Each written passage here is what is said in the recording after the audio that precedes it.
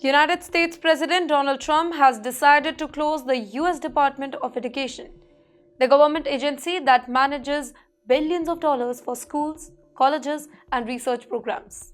This move has been supported by conservative groups in America for a very long time. Trump, while announcing this decision, said, "We have to fix education in America because it's not doing well." Everybody knows this is the right step. But let's talk how this can affect Indian students in the US. So right now, this decision does not directly affect international students, including Indians. However, experts believe that cutting federal funds could harm research programs, scholarships, and job opportunities that Indian students depend on. Currently, over 3.3 lakh Indian students are studying in the US. Most of them are in STEM fields, which includes science, technology, engineering, and maths.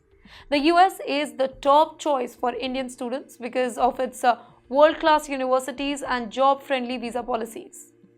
The F1 visa, an optional practical training program, allows STEM students to work in the US for up to 3 years after the graduation. Now imagine, if the education department shuts down, government funding for universities might be reduced. This means fewer scholarships, research assistant jobs, and paid internships. Many Indian students work as researchers or teaching assistants in the US universities, and with less money coming in, such jobs might decrease. Trump's administration has already made it really hard for international students to get a visa, right? Many students face visa rejections or longer processing time. Experts say that if education funding is reduced, universities may enroll fewer international students. As a result, Indian students may start looking for other countries like Canada, Australia, and the UK, which already have an easier visa rule and work options. Adding to this, then many Indian families living in the US rely on public schools for their children's education. If federal funds are cut, public schools might suffer, leading to fewer resources for the students. Although the government says that primary and high schools, that is K-12, won't be affected, but parents are still worried about possible changes in the school programs. If responsibilities are shifted to other government departments, the way education programs are managed could actually change, leading to confusion and trouble. Adding to this, even though Trump has signed an order to close the education system, it needs approval from the US Congress. Many politicians and legal experts do oppose this particular move. For example, Ajay Sharma, an immigration expert, say that to shut down the education system, Trump needs approval from the Congress. Many programs, including student loans and grants, depend on this particular funding. If the department closes, financial aid could be affected.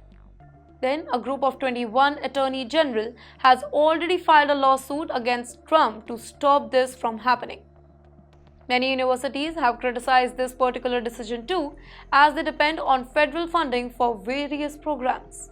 Some universities, include Columbia University and the University of Pennsylvania, has already faced funding cuts for other reasons, and that is illegal protests. Currently, the US government also manages over $1 trillion in student loans, which 43 million students used to pay for their education.